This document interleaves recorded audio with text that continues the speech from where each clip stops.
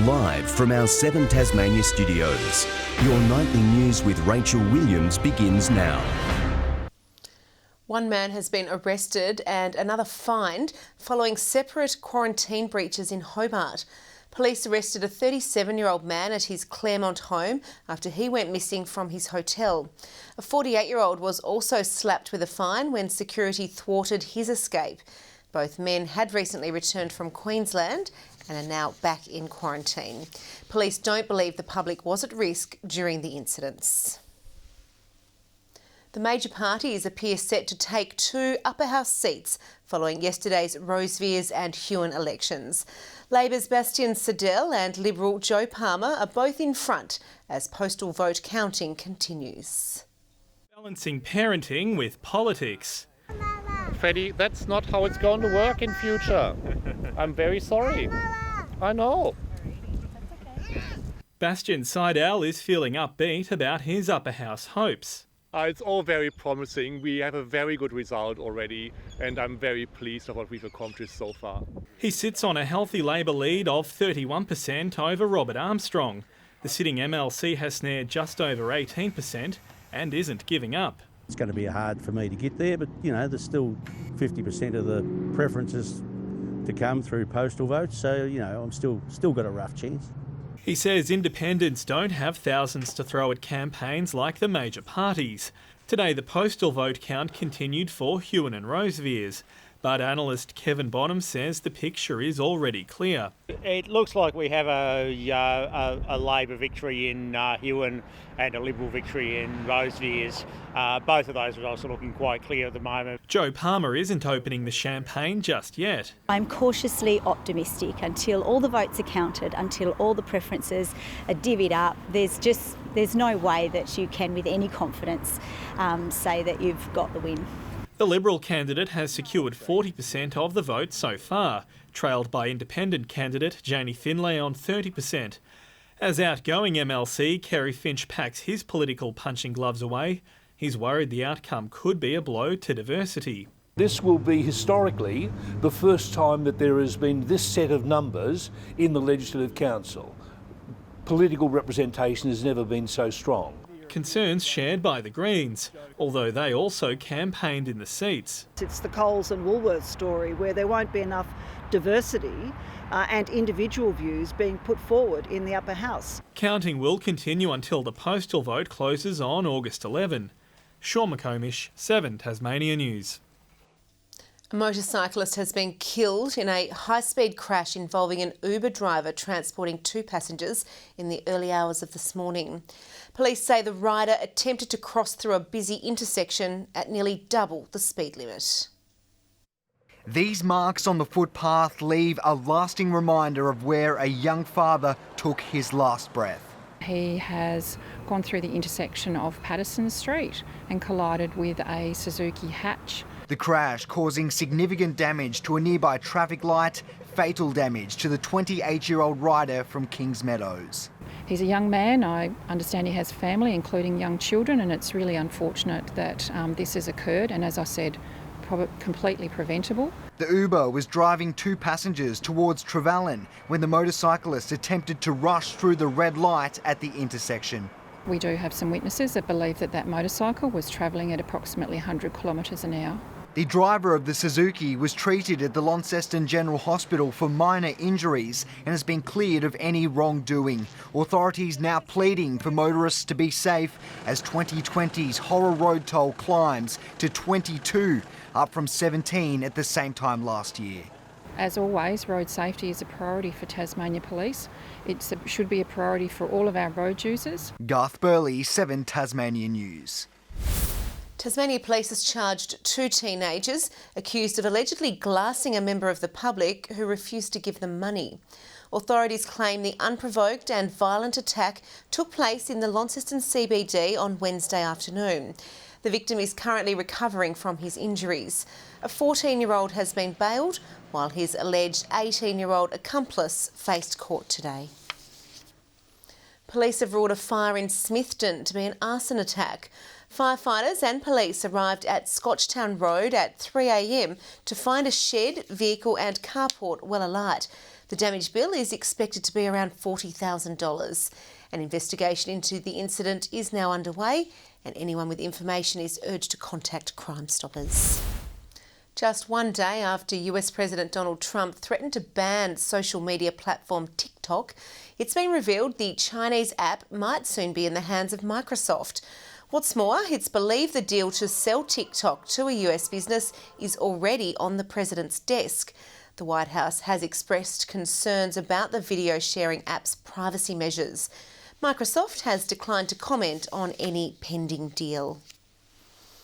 Well, after a week of mild weather, Tasmania is bracing for an Antarctic blast early next week. For more on this, we're joined now live by our reporter Garth Burley. Good evening, Garth. What are the conditions like at the moment? Good evening, Rachel. Well, winds of up to 20 kilometres an hour this morning have really made for a chilly evening here in Launceston. But really, it's only a small taste of what's to come over the next week as we prepare to bear the brunt of a low pressure system. Freezing conditions are particularly expected from Monday to Wednesday, with average temperatures expected to drop below 10 degrees across the state. The Weather Bureau is forecasting snow to fall at sea level and at elevated suburbs of Hobart. This news, however, has operators at Ben Lomond excited by the prospect of the first big snow dump of the season. So, Rach, for those who thought the worst of winter was behind us, they may be mistaken this week. Yes, I know my boys are certainly very excited about heading to the snow if possible. Thank you very much for that update, Garth. Hundreds of fitness fanatics have pounded the pavement around the River Derwent this morning in this year's edition of the Glenorchy Fun Run. The event is one of the first to take place in the wake of the coronavirus crisis, with organisers praising runners for observing social distancing where they could. Out of the house and onto the track. Tasmanian runners finally able to race once again. Starting in 3, 2, 1, and away we go! The Glenorchy Fun Run is one of the first large-scale outdoor events to take place in Tasmania since coronavirus restrictions were eased. We are grateful that everyone's doing the right thing, and yeah, it's been some extra work, but the feedback has been terrific. People are so grateful that we've got an event to do today, so it's been worth it. The entrants having the options to run 2, 5 or 10 kilometres on a circuit around Wilkinson Bay. The run attracting a variety of people, some young, some a little older, all united in a bid to post our personal best. It's great to be out here. Everyone's pretty excited, I think, so we'll go out and give it a crack. It's the first fun run I've done in ages because of COVID, so it's really good. Organisers happy with the way those involved observed the strict new COVID-safe guidelines. It was the most well-behaved start line I've ever seen of probably 100 fun runs that I've worked on, so hats off to the people. Tasmanian Millie Clark originally had a bigger run planned for today, the women's marathon at the Tokyo Olympics. She marked the occasion with a comprehensive win in the women's run. Heels pinched you a little bit in the second time around, but no, it was actually really fun to get out there and actually have a race, so yeah, it's good. While in the men's, Sam Clifford was too strong for the rest. Good to see where I rank up against the boys, particularly during this quarantine period and getting back out and doing some races. John Hunt, 7 Tasmania News. The family of a young Tasmanian woman who vanished more than a decade ago believes they have new evidence which could unlock the cold case. 20-year-old Helen Munnings was last seen in July 2008 near Burnie. Her family believes she's been murdered. However, multiple searches, a $250,000 reward and an inquest into her disappearance has failed to lead to a conviction. We have got fresh information and we've given it to the police and they don't seem to act. Helen is one of 7 Tasmanians highlighted as part of National Missing Persons Week. Anyone with information about a missing persons case should contact police. In the TSLW yesterday, 4 goals from Sarah Skinner helped Glenorchy record a big win over Kingborough, keeping the Tigers to just 1 goal for the match. While at UTAS Stadium, Clarence thrashed North Launceston by 64 points, with the Northern Bombers registering 2 behinds for the entire match.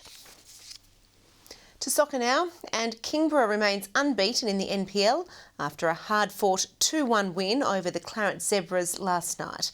The match had a little bit of everything, 2 penalties and a goal of the year contender. Kingborough has a habit of scoring early goals this season, and this match was no exception. This stunner from Adam McKeown, giving the Lions a lead after just 3 minutes.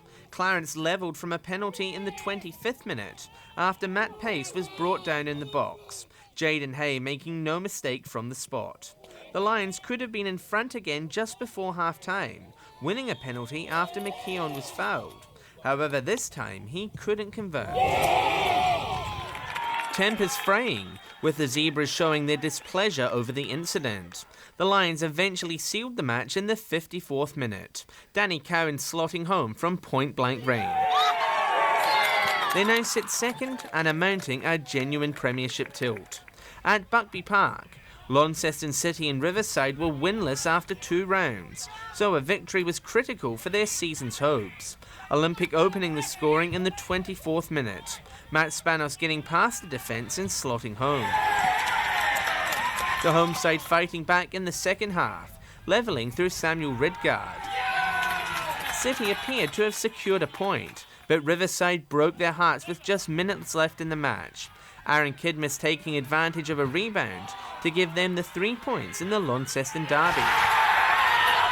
And Alex Peroni has finished 6th in the latest round of the Formula 3 Championship at Silverstone in England. Starting from 6th, he jumped to 5th on the first lap after Max Futrell went off-road. He held the fastest lap time at one stage, but slipped back to his starting position on the 7th lap. In Austria, Hughes has got the DRS, he's got the momentum. Now he's got the position up to 5th for the local driver. In a race with its fair share of drama, Peroni finished the race where he started. The Tasmanian sits 8th in the driver's standings. Liam Lawson crossing the line in first position, collecting the win and a safety bollard for his troubles. John Hunt, 7 Tasmania News. Good evening. A mostly cloudy day across the state, 15 in Hobart and Burnie today. Launceston 14, 13 the top for Devonport. Elsewhere, King and Flinders Island, St Helens and the Friendly Beaches all 15. Smithton and Grove reach 14, 13 at Strawn and Ouse. Lyowini just a top of 6 degrees today. High level cloud moving across the state from the northwest. Further afield, an area of mid to high level cloud extends from southeast WA to Tasmania, mid to low level cloud over parts of southern New South Wales and coastal Queensland. A cold front will cross Tasmania and Victoria tomorrow. The front and trough connect to a low sitting just off the south of Tasmania. On the water, and west to northwesterly winds at 15 to 25 knots, swells building to 4 to 6 metres in the west and south. And with that, there are a few warnings about a strong wind warning from Tasman Island to Stanley for the southwest lakes. A bushwalkers alert for snow for the west and central plateau. A road weather alert for snow on elevated roads from Monday afternoon. And finally, a warning to sheep graziers for the southeast. Monday's forecast: Hobart, a shower and 10. Showers on the way for Dover, 10 also. Ouse, showers and 9. Launceston, showers easing and 12. 12 also in Devonport. Showers on the way for Scottsdale. Showers for Burnie and Stanley tomorrow. Showers and wind in Strawn, 10 degrees. In the east, St Helens and Swansea both 13. Showers for Ross, 11 the top there. Looking ahead to Tuesday now, and showers easing about the northeast. Snow falling across the state later, down to 200 metres in the west, 400 metres in the northeast. Wednesday, showers easing and clearing the north in the afternoon. Snow falls to 700 metres. And finally Thursday, showers about the west, south and lower east. Snow falling once again down to 800 metres. Capital cities tomorrow: Perth, showers and 16. Melbourne 15, 16 in Adelaide, 14 for Canberra. Brisbane fine and 23, Darwin sunny and 30 degrees. And right now it's 11 in Hobart, 9 in Launceston and Devonport, sitting on 10. And Rach, winter will hit this week. That's all from me. There you go. That's all your news for now. Thanks for joining us. Have a happy and safe week. Good night.